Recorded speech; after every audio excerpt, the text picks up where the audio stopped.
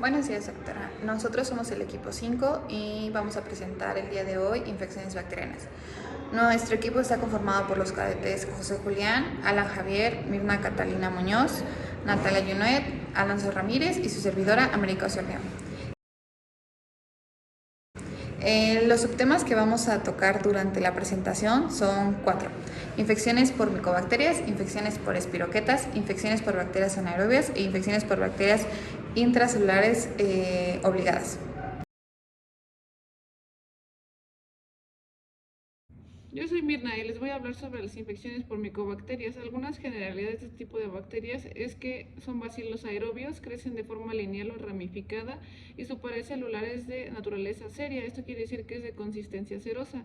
Uno de los componentes más característicos de su pared celular son los ácidos micólicos, los cuales le dan la capacidad de ácido resistencia. Esto quiere decir que retienen colorantes aunque se traten con ácidos o alcoholes. Es también por eso que se les llama ácido alcohol resistente. La tuberculosis es una enfermedad crónica pulmonar sistémica ocasionada por el agente Mycobacterium tuberculosis, la cual es la principal causa infecciosa de muerte en el mundo. La tuberculosis es especialmente común en situaciones de pobreza, hacinamiento y en presencia de enfermedades debilitantes, como es el caso de adultos mayores, inmigrantes procedentes de países de alto riesgo, prisioneros y también personas que viven con VIH o SIDA. La enfermedad se puede dividir en dos etapas: la infección, que hace referencia a la presencia de bacterias, y en el momento en que ésta comienza a presentar síntomas, se considera ya como la enfermedad activa. La infección por Mycobacterium tuberculosis se adquiere principalmente por transmisión de persona a persona mediante la transmisión por vía aérea. Ahora pasamos a la patogenia de la enfermedad, donde primero se lleva a cabo la penetración de los macrófagos, donde el Mycobacterium tuberculosis ingresa a estos a partir de la fagocitosis. Después, este agente se replica dentro de los macrófagos gracias a que impide la formación del fagolisosoma, y es hasta esta fase que la mayoría de los pacientes son asintomáticos. Después se genera la inmunidad innata y se lleva a cabo la respuesta de los linfocitos Th1, que activan a los macrófagos y mediante la expresión de la enzima óxido nítrico sintetasa se crean compuestos reactivos importantes para la destrucción de las bacterias. Esta respuesta inmune da lugar a la formación de granulomas y necrosis gaseosa, que en muchos casos logra detener a la infección, pero en otros casos logra progresar. Hola, mi nombre es Julián. Yo les voy a hablar del Mycobacterium avium. El Mycobacterium avium y el Mycobacterium intracelular son especies diferentes, pero que sus infecciones son tan parecidas que se les conoce como complejo Mycobacterium avium o CMA. Son poco frecuentes, excepto en pacientes con defectos de los linfocitos T debidos al SIDA, así como los tratados para prevenir rechazos de trasplantes o por enfermedades autoinmunitarias. Estas enfermedades están muy diseminadas, la mayoría están en pulmones o en el aparato digestivo.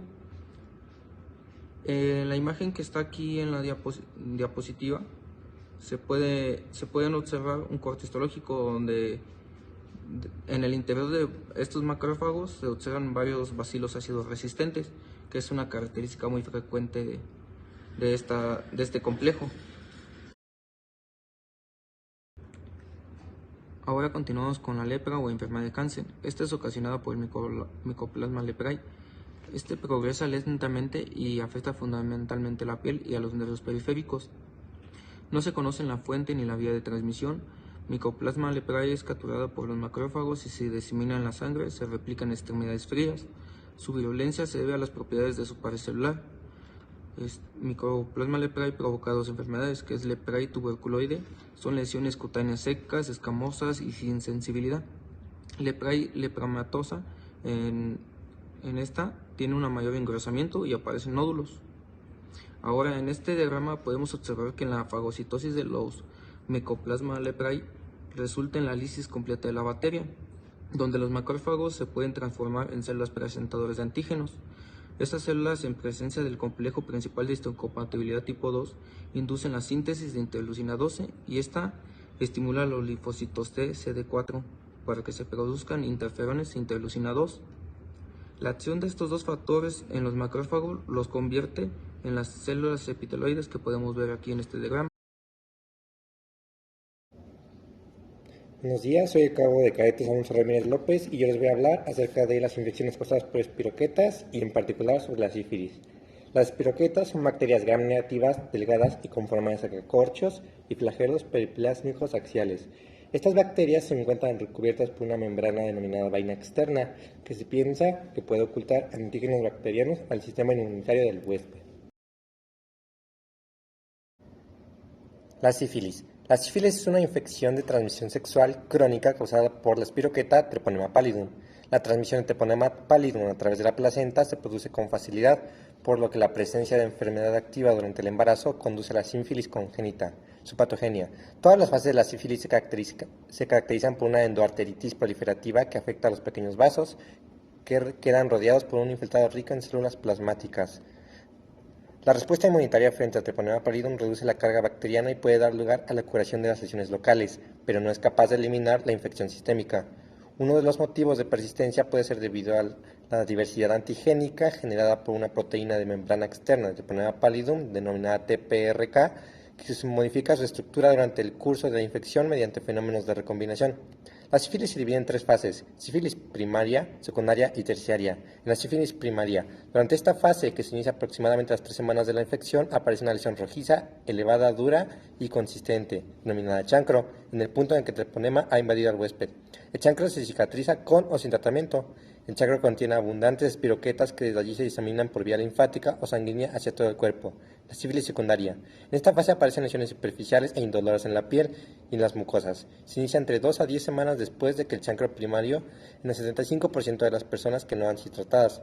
Las lesiones cutáneas suelen aparecer en las palmas de las manos o en las plantas de los pies y pueden ser maculopapulares, escamosas o pustulosas. También son frecuentes en la sífilis secundaria las adenopatías, la febrícula, el malestar y la pérdida de peso. Entre un 8 y un 40% de los pacientes desarrollan una neurosífilis asintomática y entre un 1 y 2% una neurosífilis sintomática. Sífilis terciaria. La sífilis terciaria se manifiesta de 3 maneras: la sífilis cardiovascular, la neurosífilis y la llamada sífilis terciaria benigna. La sífilis cardiovascular en forma de aortitis sifílica supone más del 80% de los casos de sífilis terciaria. La aortitis conoce una lenta y progresiva dilatación de la raíz y el arco de la aorta, que finalmente provoca la insuficiencia de la válvula aórtica y el aneurisma de la aorta proximal. La neurosífilis. La neurosífilis puede ser sintomática o asintomática. La neurosífilis asintomática, que supone aproximadamente un tercio de los casos de sífilis, se sospecha inicialmente ante la presencia de anomalías en el líquido cefalorraquídeo, como lo es la pleocitosis, que es un incremento en el número de células inflamatorias. Y por último, la sífilis terciaria benigna se caracteriza por la formación de gomas en los huesos, la piel y las mucosas de las vías respiratorias superiores y de la boca. Las gomas son lesiones nodulares relacionadas probablemente con el desarrollo de hipersensibilidad retardada frente a la bacteria. En esta imagen que yo les presento, podemos ver cómo en la fase temprana localizada se presenta la fiebre y el eritema migratorio, así como la exacerbación del sistema inmune. En la fase diseminada temprana podemos ver cómo ya podemos en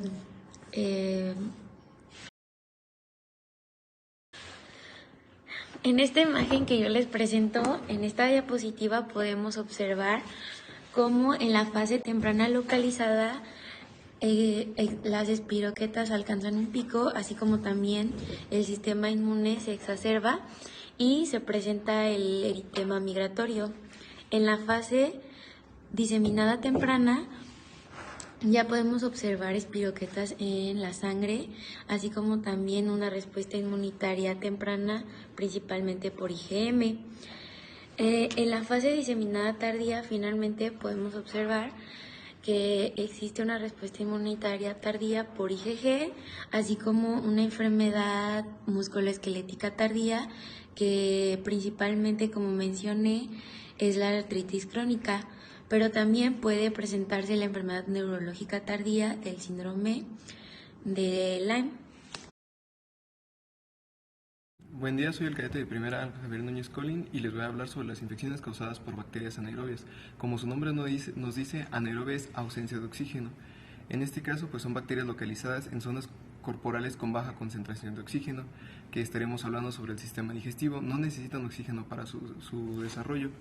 Principalmente como característica de estas bacterias tenemos que van a darnos la formación de abscesos. Estos abscesos se dan en las zonas donde tenemos bacterias comensales presentes en proximidades de la zona que ha sido dañada. Después de un absceso, principalmente nos puede dar como una complicación lo que es la peritonitis. Estas infecciones nos pueden dar ya sea por bacterias gram negativas como Staphylococcus aureus o Staphylococcus pyogenes y bacterias gram positivas como Streptococcus y Clostridium. Como siguiente tema tenemos las infecciones por Clostridium. Los Clostridium son principalmente bacilos gram positivos, los cuales crecen en condiciones anaeróbicas y tenemos que son productores de esporas. Las diferentes especies tenemos como Clostridium perfringens, que nos va a dar celulitis, mionecrosis en heridas quirúrgicas e intoxicaciones alimentarias. Clostridium tetani, que principalmente es el tétanos, el cual se caracteriza por un aumento de tono muscular y espasmos musculares generalizados. Clostridium botulinum, a diferencia de Clostridium tetani, este nos va a dar una parálisis flácida en músculos respiratorios y esqueléticos y también el bloqueo de la liberación de acetilcolina y difícil que nos va a dar principalmente colitis pseudomembranosa. Como una de las principales especies de Clostridium tenemos lo que es Clostridium perfringens. Esa se caracteriza porque tiene liberación de colagenasa y hialuronidasa. Estas enzimas principalmente degradan proteínas. Entre las toxinas principales tenemos la toxina alfa, que es una fosfolipasa que degrada lecitina. La lecitina es uno de los componentes principales de la membrana celular en este caso, los eritrocitos, plaquetas y células musculares. Entonces su degradación nos va a dar lo que es una mionecrosis, como se ve en las imágenes, que poco a poco va progresando hasta quedar pues en una lesión muy grande. También tenemos que tiene una actividad de esfingomielinasa, el cual nos va a provocar lesiones en las vainas de las fibras nerviosas.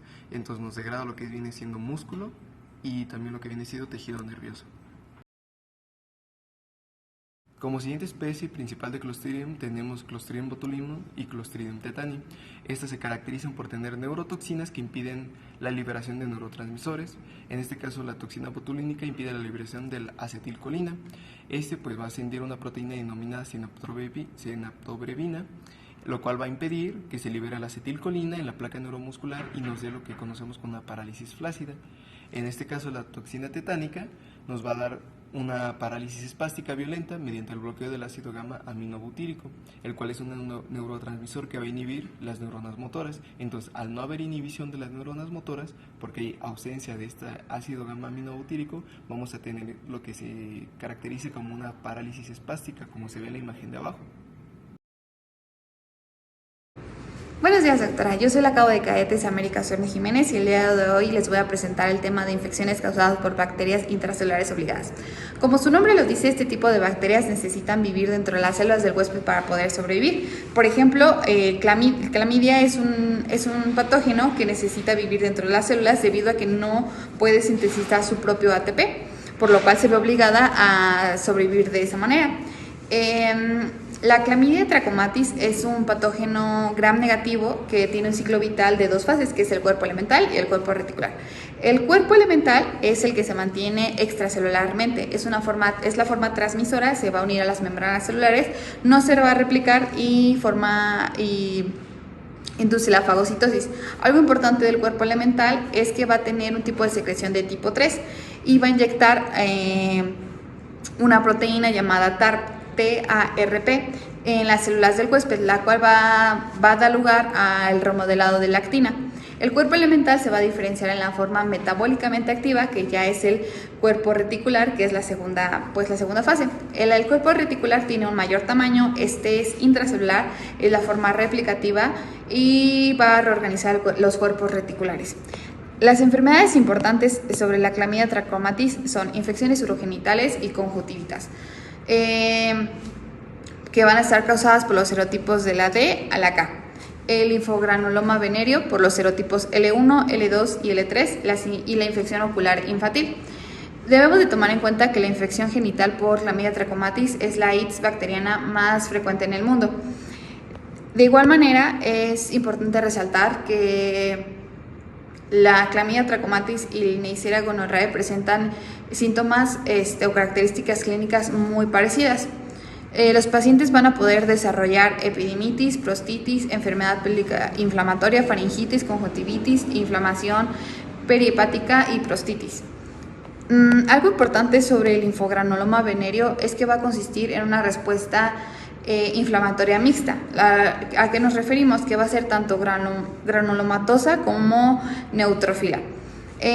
Con el transcurso del tiempo, la reacción inflamatoria pasa a estar denominada por infiltrados crónicos inespecíficos y abundante fibrosis.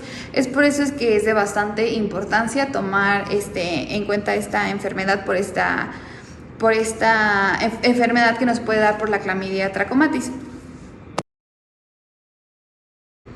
Existen otras enfermedades otras infecciones que también van a ser causadas por bacterias intracelulares, pero con la diferencia de que estas van a ser transmitidas por vectores. En este caso tenemos a las que causan el tifus epidémico, la fiebre de Tsugamushi y las fiebres exantémicas. El tifus epidémico va a ser causado por la Rickettsia prowazekii, que va a ser transmitida de persona a persona por piojos. Esta enfermedad es muy característica de las guerras y la pobreza. Sus manifestaciones van a ser exantema macular, después de macular se va a transformar en maculopapular, petequias van a afectar a todo el cuerpo, excepto cara y palmas de las manos y de las plantas de los pies. La fiebre de Tsugamushi va a ser causada por Orienta Tsugamushi y esta es transmitida por ácaros. Los síntomas son fiebre, cefalea, mialgias y tos. Luego tenemos la fiebre exantémica de las montañas rocosas, que va a ser transmitida por Rickettsia rickettsii, transmitida de los seres humanos por las garrapatas de los perros. Los síntomas iniciales van a ser fiebres, mialgias y distrés gastrointestinal. Y finalmente tenemos erquiosis y anaplasmosis, que va a ser transmitida por Erkilia chafensis, Anaplasma phagocytophilum. Es transmitida por las garrapatas estrella solitaria y la garrapata del cerdo, respectivamente. Van a infectar a los monocitos y a los neutrófilos, respectivamente. Sus manifestaciones van a ser aparición brusca de fiebre, cefalea, malestar que puede derivar a insuficiencia respiratoria y renal. Por parte de nuestro equipo, sería todo de nuestra presentación. Gracias.